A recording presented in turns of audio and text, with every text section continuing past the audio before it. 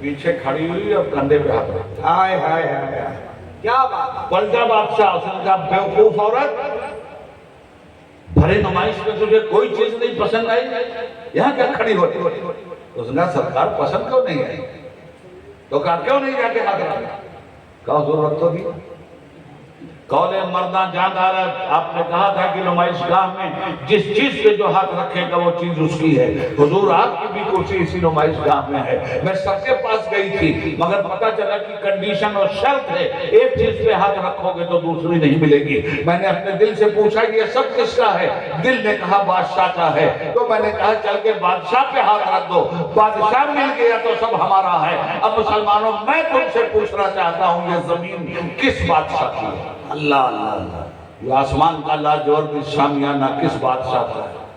یہ سورج کی روشنی کس بادشاہ کی ہے؟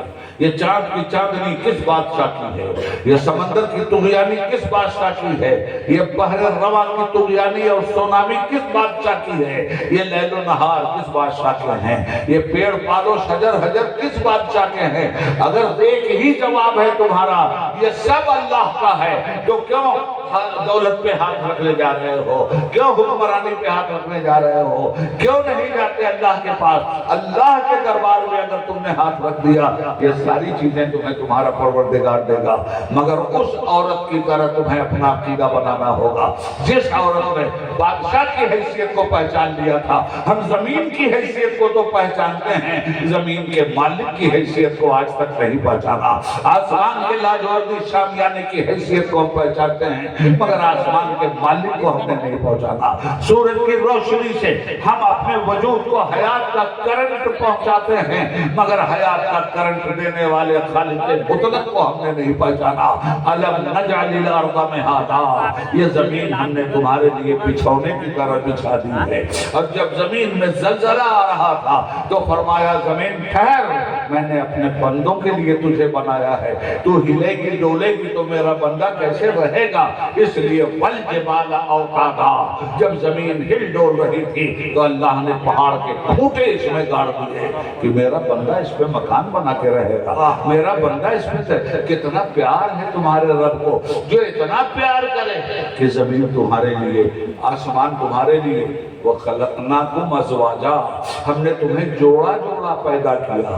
وَجَعَلْنَا نَوْمَكُمْ سُبَاتًا، دن بھر محنت کر لیتے ہو تو نیند جیسی نعمت ہم نے تمہیں دیا تاکہ جو تمہارے ٹیشوز مر گئے ہیں محنت کر کے رات میں سو جاؤ تو تمہیں از سر نو حیات تازہ مل جائے. تو سونے کے لیے مالک گھڑ گھڑاہٹ نہیں چاہیے، بڑبڑاہٹ نہیں چاہیے، روشنی نہیں چاہیے، اندھیرا چاہیے. تو اگلی آیت کہتی ہے وَجَعَلْنَا اللَّيْلَ لِبَاسًا، رات کو ہم نے پردہ پوش بنا دیا، سو آرام سے. مولا کھائیں گے کیا؟ وَجَعَلْنَا النَّهَارَ مَعَاشًا، دن میں سورج کو پیدا کر دیا، کماؤ اپنی روزی. وَجَعَلْنَا سِرَاجًا وَهَاجًا، سورج کو پیدا کر کے زندگی کا کرنٹ تمہارے اندر ہم نے پیدا کر دیا. وَالسَّمَاءَ بَنَاهَا، ہم نے سات آسمان تمہارے سر پہ رکھ دیے. سب کچھ تو ہم نے کیا. اور سنو، اسی زمین میں تم پیدا ہوتے ہو، اسی زمین میں تم جاتے ہو، اسی زمین سے تم کھاتے ہو، اسی زمین سے تم پیتے ہو. یہی زمین تمہاری زندگی کے ہر نمود کا ذریعہ ہے. اسی زمین سے تمہارا پیڑ، اسی زمین میں تمہارا گھر، اسی زمین سے تمہاری اولاد، اسی زمین میں تم دفن، اسی زمین سے تم اٹھائے جاؤ گے. اتنا گہرا رشتہ، اور اس طرح سے اس زمین سے اتنا فائدہ اٹھایا مگر زمین بنانے والے اور انعام دینے والے کو نہیں پہچانا. صرف 5 وقت کے لیے بلاتا ہے، اس کی بھی توفیق نہیں ہو رہی ہے. اپنا سجدہ کرنے کے لیے کہہ رہا ہے، اس کی بھی توفیق نہیں ہو رہی ہے. اللہ کے تو بنو.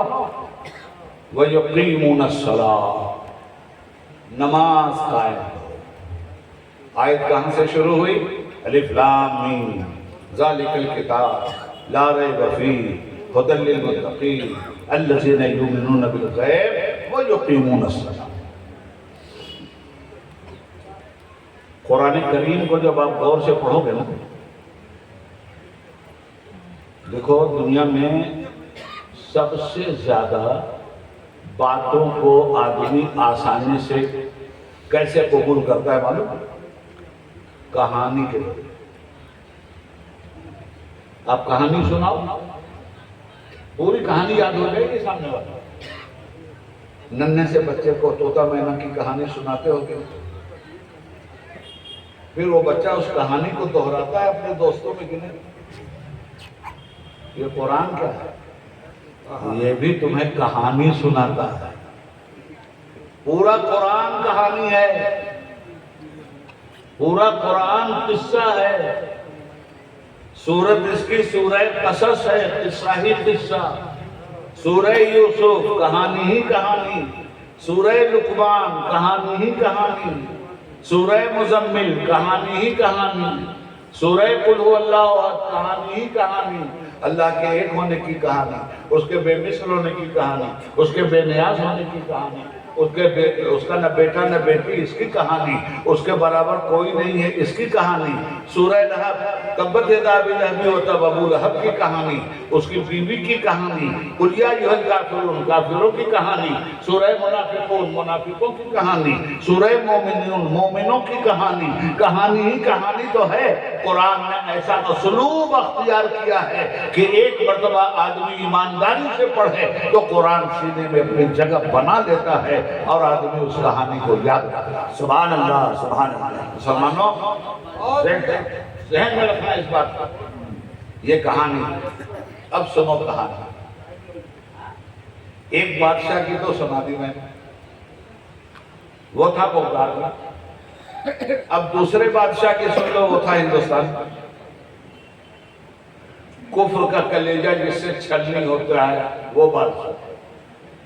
شرک جس سے آج تک گھبراتا ہے وہ بادشاہ. بدعتیں آج تک اپنے سینے پہ ماتم کرتی ہیں وہ بادشاہ. قرآن لکھ کر روزی حاصل کرنے والا وہ بادشاہ. سرکاری خزانے سے ایک پیسہ نہ لینے والا وہ بادشاہ. ٹوپی سل کر بیچ کے اپنے گھر کا کام کرنے والا وہ بادشاہ. محی الدین اورنگزیب عالمگیر رحمت اللہ تعالی علیہ.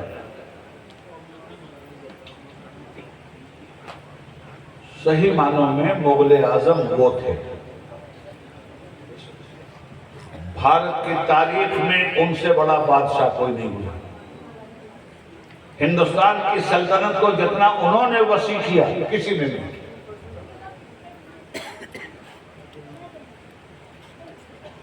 گھوڑے پہ رہا وہ آدمی 55 سال تک. قلعہ گولکنڈہ حیدرآباد وہ فتح نہیں ہوگا. قلعہ فتح نہیں ہوگا. غور سے سننا بات. تو بادشاہ بہت پریشان تھا کہ سارے قلعے فتح ہو گئے، یہ حیدرآباد کا قلعہ گولکنڈہ نہیں فتح ہو رہا ہے، کیا کروں؟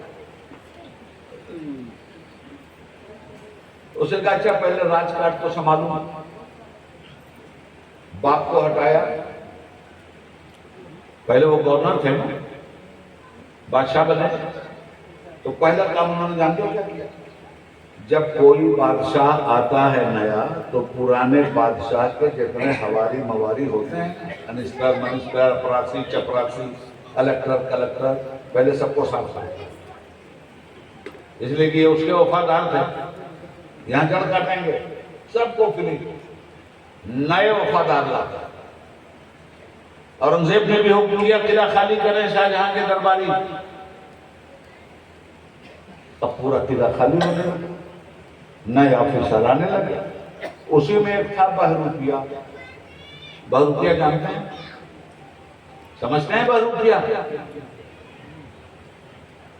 یہ کھیت جب کٹتا ہے نا تو اس زمانے میں کچھ ایسے لوگ ہوتے ہیں جو اپنا چہرے پہ کبھی کالک لگا لیا، کبھی پوچھ لگا کے چلے آئے، بدلتے رہتے ہیں. اس کو کہتے ہیں بہروپیہ.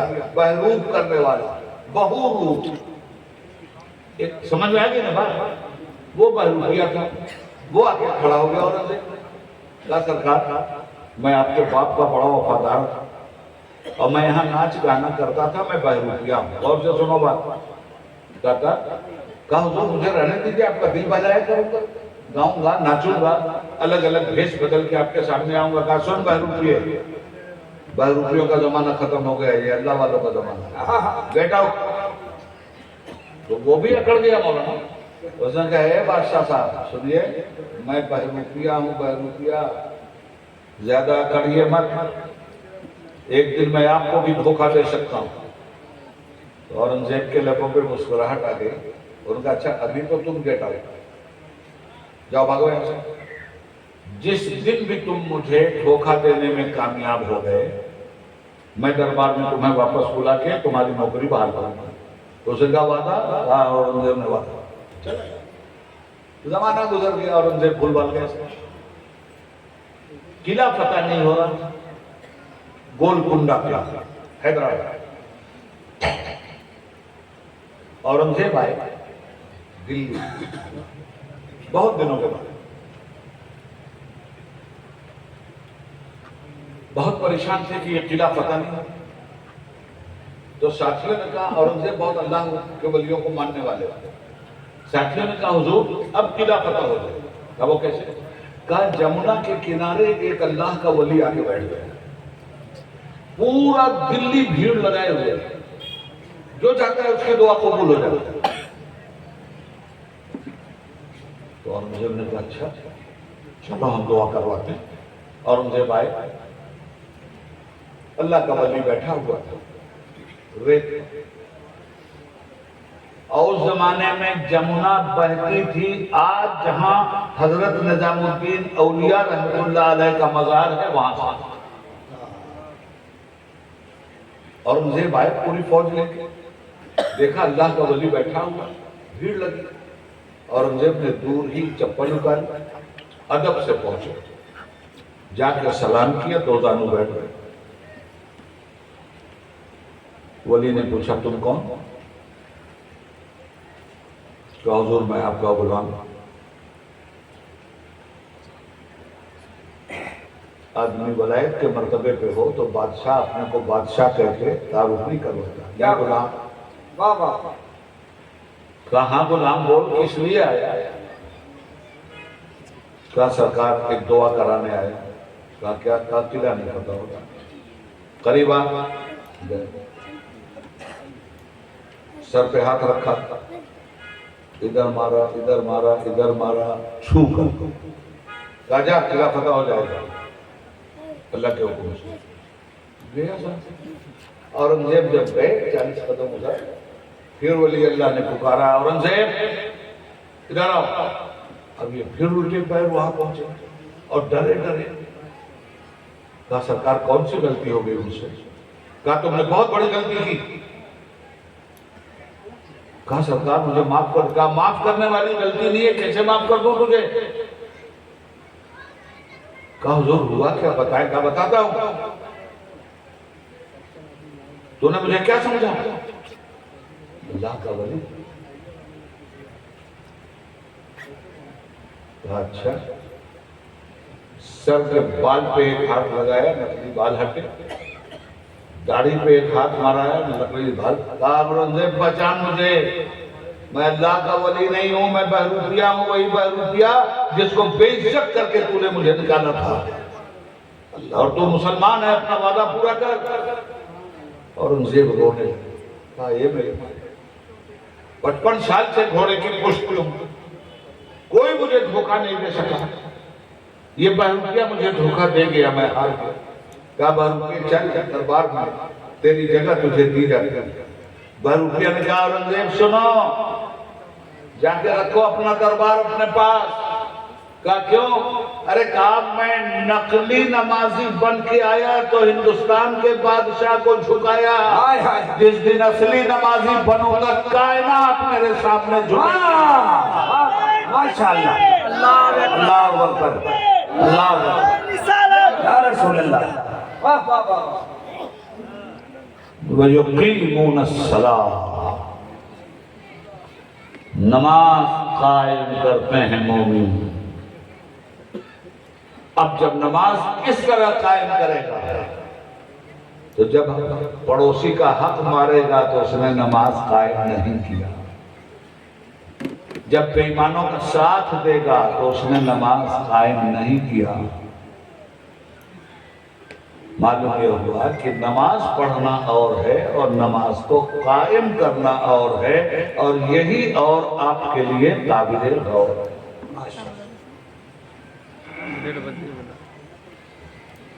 عراق میں 2 شہر ہیں مشہور، ایک کا نام ہے کوفہ، دوسرے کا نام ہے بصرہ۔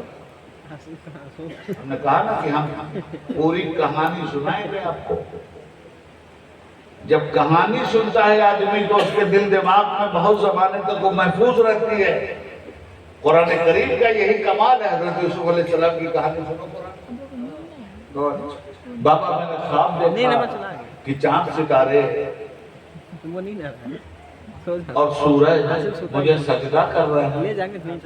باپ نے کہا بیٹا اپنے بھائیوں کے سامنے مت بیان کرنا ہے اس کو، وہ تو اس سے حسد کرنے لگیں گے۔ پھر قرآن نے کہانی آگے بڑھایا۔ یوسف بہت خوبصورت تھے، بھائی سب حسد کرتے تھے۔ پھر بھائیوں نے باپ سے کہا کہ لے جاتے ہیں ہم اپنے ساتھ، یوسف کھیلے گا جنگل میں، ہم لوگ شکار کریں گے۔ لے جا کے یوسف کو کنویں میں ڈھکیل دیا، واپس یوسف کا کرتا لایا، ایک بھیڑیے کا خون لگا دیا اور لا کے یعقوب علیہ السلام کو کہا کہ بابا یوسف کو بھیڑیا کھا گیا۔ یہ کہانی ہے کہ نہیں؟ یہ قصہ ہے کہ نہیں؟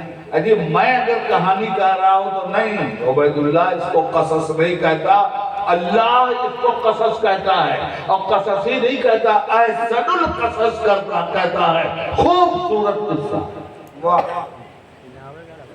پھر یوسف علیہ السلام کو کیسے مصر میں بیچا گیا، پھر کیسے وہ جیل میں گئے، پھر کیسے زلیخا نے ڈورے ڈالے، پھر وہ کیسے جیل سے نکلے، پھر کیسے وہ مصر کے بادشاہ بنے، پھر کیسے بھائیوں کو اور ماں کو اور باپ کو بلایا، پھر کیسے جب وہ تخت پہ تھے باپ نے ماں نے دیکھا، 10 بھائیوں نے دیکھا تو سب سجدے میں گر گئے۔ پھر حضرت یوسف سے کہا بابا بچپن میں جو میں نے خواب دیکھا تھا وہ خواب دیکھو اللہ نے آج پورا کر دیا۔ ایسے پڑھو قرآن اور ایسے کرو جلسہ اور ایسے بلاؤ مقرر۔ اللہ نہیں چھوڑیں گے دوست کا دامن، نہیں چھوڑیں گے۔ ابے پکڑا کب؟ پکڑنے والا نعرہ لگاتا ہے، مسجد کی طرف اٹھتا ہوا قدم بولتا ہے کہ اس نے غوث کا دامن نہیں چھوڑا ہے، مسجد کی طرف اٹھتا ہوا قدم بولتا ہے اس نے خواجہ کا دامن نہیں۔ مسلمانوں یہ سب چیزیں سیکھنے کی یہ جگہ ہے، سنورنے کی جگہ ہے۔ مولانا اپنی تقریر میں امین کی بات کر رہے تھے، امانت دار کی۔ میں تو کچھ اور سوچ کے آیا تھا بولنے کے لیے نور بھائی، مگر جو میں نے سنا مولانا کو تو میں نے کہا میں بھی قرآن ہی پڑھوں گا۔ کیا بات! اور تاکہ اس قوم کو کچھ تو ملے یار، میں لفاظی کر کے کروں کیا؟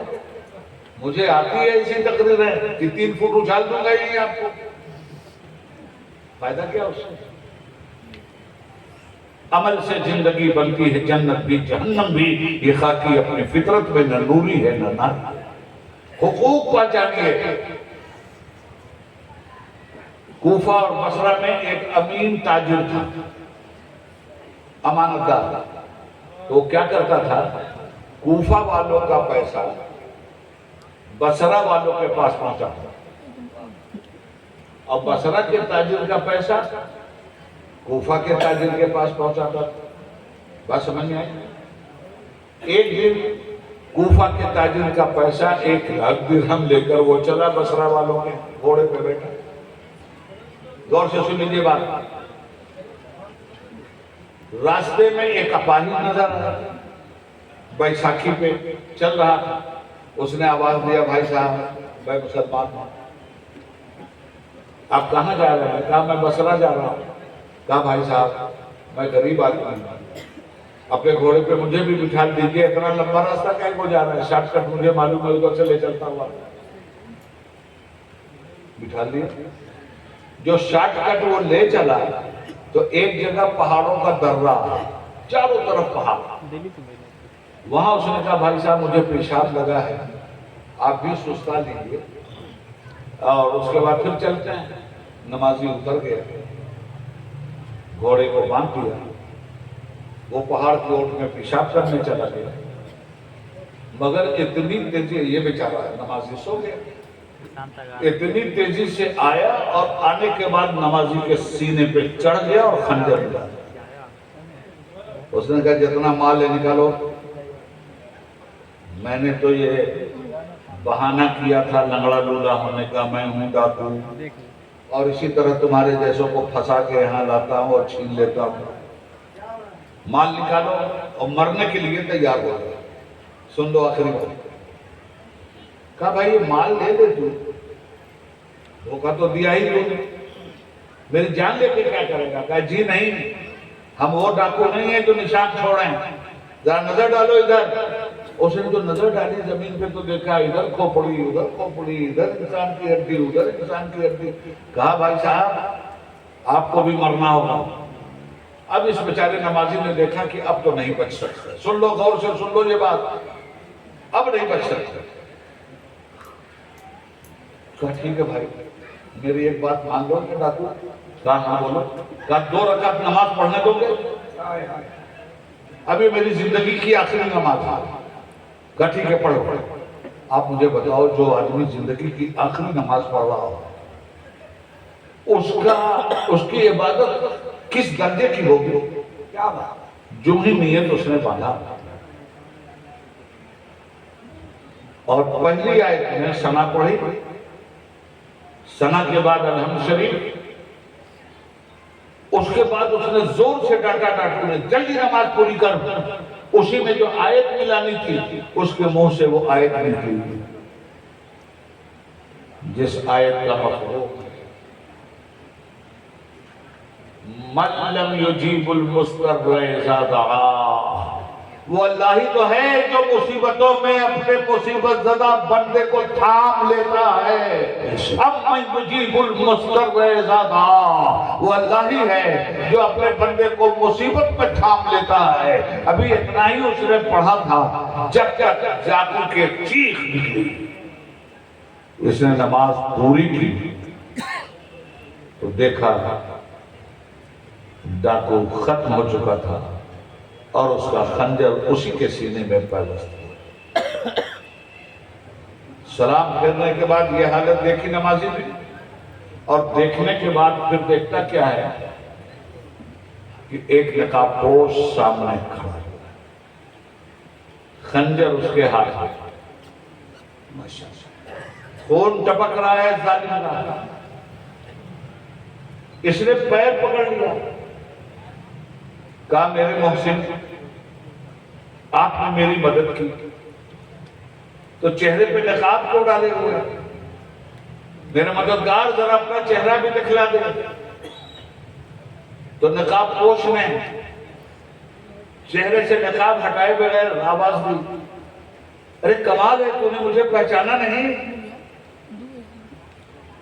کہا نہیں میں نے تو تمہیں نہیں پہچانا میرے محسن۔ کہا میں تیری نماز ہوں، میں تیرا سجدہ ہوں، میں تیری عبادت ہوں۔ بے ہوش ہو کے قدموں پہ گر گیا، اور جب ہوش آیا کوئی ساتھ عرض یہ کرنا چاہتا ہوں اپنے اللہ کو پکا یقین۔ حالات بہت خراب ہیں دوست، اگر مرنا ہی ہے تو مسلمان ہو کے مرو۔ 3 طرح کی موتیں آتی ہیں، ایک ذلت کی موت، ایک بستر پہ موت، ایک شہادت کی موت۔ بزدل مرتا ہے بستر پہ، مرنا ہی ہے تو اللہ سے شہادت کی موت مانگو۔ گھر توڑوا کے رہی، گردن توڑ کے مارو۔ برباد ہو کے رہی، نسلیں پھر برباد کر۔ بزدل ہو گئی، پوری قوم بزدل ہو گئی، بھگوڑوں کی ایک پوری جماعت تیار ہو گئی۔ اگر اسی طرح امام حسین ڈر گئے ہوتے تو آج تاریخ میں کوئی جگہ نہیں ہوتی ان کی۔ آج تاریخ صداقت سے اس کے نام کو کوئی مائی کا لال مٹا نہیں سکتا، اس لیے کہ خالد کبھی ہاتھوں میں علم لیتے ہیں، طارق کبھی موجوں کے قدم لیتے ہیں، ہر دور میں اٹھتے ہیں یزیدی فتنے، ہر دور میں شبیر جنگ لیتے ہیں۔ سبحان اللہ نعرہ تکبیر، اللہ نعرہ رسالت، نعرہ مدینہ کانفرنس۔ زندہ باد۔ سرکار دو عالم صلی اللہ علیہ وسلم کی شان میں گستاخیاں ہو رہی ہیں اور آپ مذمتی بیان دیتے ہیں۔ نبی پاک صلی اللہ علیہ وسلم کی عظمت سے کھلواڑ ہو رہا ہے اور آپ کو مظاہرہ کرنے کے لیے تیار نہیں۔ وہ رمن مظاہرہ، قانون کو ہاتھ میں نہ لے کر مظاہرہ۔ حق ہے آپ کا سنگھرش کرنا، حق ہے آپ کا ستیہ گرہ کرنا، حق ہے آپ کا ایسے ظالموں کے خلاف جلوس نکال کر حکومت کے بہرے کان کو کھولنا اور حکومت کی اندھی آنکھوں میں حیات کا سرما لگانا۔ بہت اچھا۔ ہاں مگر اتنی بات ضرور یاد رہے، دوسروں کے جلوس کی طرح آپ کا جلوس نہیں ہونا چاہیے۔ پتہ چلنا چاہیے کہ بد اخلاقوں کا جلوس کیسا ہوتا ہے اور خوش اخلاقوں کا جلوس کیسا ہوتا ہے۔ پتہ چلنا چاہیے کہ دین کے غداروں کا احتجاج کیسا ہوتا ہے اور دین کے وفاداروں کا احتجاج کیسا ہوتا ہے۔ ہم نے دلی میں یہ کام کیا، ہم نے رجولی اور لکھنؤ میں یہ کام کیا، ہم بہت جلدی رام لیلا گراؤنڈ پہ بھی یہ کام کرنے جا رہے ہیں۔ پیسفل مظاہرہ، مگر ضرور ہونا چاہیے۔ یہ چند موٹی موٹی باتیں تھیں جو میں نے آپ تک پہنچا دی۔ یہ دور تقریر کرنے کا نہیں ہے دوست، یہ دور تحریک کرنے کا، مومنٹ کرنے کا، سمجھنے کا، سمجھانے کا۔ سمجھیے اس بات کو، آگ ہماری سرد ہو گئی ہے۔ جب ہمارے ایمان کی آگ لہرا رہی تھی تو بڑے سے بڑا رستم سامنا کرنے سے تھرواتا تھا۔ بیچ چوراہے پہ آگ کا الاؤ تھا اور آگ جب اپنے شباب پہ ہو اور شعلہ پرچم صبح لہرا کر آسمان سے باتیں کر رہا ہو، ہے کسی رستم کی ہمت کہ آگ جب اپنے جلال میں ہو تو اس میں ہاتھ ڈال دو؟ سب بھاگ رہے تھے اس آگ سے جو اپنے شباب پہ تھی، مگر صبح میں جب ہم اسی راستے سے گزرے تو آگ اپنا مزاج سرد کر چکی تھی، رات بن گئی تھی اور تمہارے علاقے کا چوہڑا، تمہارے علاقے کا چٹا، تمہارے علاقے کا لمپٹ جوتے کے ٹھوکر سے اسے اڑاتا ہوا جا رہا تھا، جہاں بڑے بڑے سہراب نے، بڑے بڑے رستم نے رات میں ہاتھ ڈالنے سے اپنے آپ کو عاجز پایا تھا۔ کیوں؟ آگ جب شباب میں ہے تو رستم زماں بھی ہاتھ ڈالنے سے تھرواتا ہے۔ آگ جب سرد ہو جاتی ہے تو ٹھوکروں پہ اڑا دی جاتی ہے۔ مسلمانوں کے سینے میں جب تک عشق رسول کی آگ روشن تھی، جب تک عشق رسول کا شعلہ زن تھا، جب تک عشق رسول کا پرچم شعلہ سرخ لہرا رہا تھا، زمانے کی ہمت نہیں تھی کہ تمہیں آگ دکھلا دے۔ مگر جس دن سے تم اپنے نبی کے علم پر بحث کرنے لگے، اپنے نبی کی نورانیت و بشریت پر بحث کرنے لگے، اپنے نبی کی ذات پر بحث کرنے لگے، جس دن سے تم نے اپنے نبی کی محبت اور عقیدت کا چراغ گل کر دیا، آج زمانے کی ٹھوکروں میں تم آ گئے ہو۔ اگر چاہتے ہو کہ کفر تمہاری ٹھوکر میں ہو تو عشق کی آگ پیدا کرو، اور عشق کی آگ کا نام ہے محمد رسول اللہ صلی اللہ علیہ وسلم کی محبت، ان کی عقیدت۔ سارے مسائل کو میں نے سمجھ لیا۔ اللہ رب العالمین آپ لوگوں کو اچھا رکھے۔ ہمارے غالباً مولانا مفتی شمس الدین صاحب بھی تشریف آ رہے ہیں، اچھی طرح سے آپ ان کا بیان سنیے گا۔ ہم نے جو کچھ آپ سے کہا ہے، جو زبان سے ہماری حق نکلا ہے، وہ اللہ تیری طرف سے ہے۔ اگر کوئی غلطی ہوئی ہے تو ہماری کم علمی کا نتیجہ ہے۔ آپ کو گواہ بنا کر ہم اپنے رب سے ہر طرح کے گناہوں کی توبہ کرتے ہیں اور پڑھتے ہیں استغفر اللہ ربی من کل ذنب و اتوب الیہ۔ خوب کی شہر چمن پھول چنے شاد رہے، باغ جاتا ہوں گلشن تیرا آباد رہے۔ والسلام علی من اتبع الہدی۔ خدا حافظ۔ السلام علیکم ورحمۃ اللہ وبرکاتہ۔ نعرہ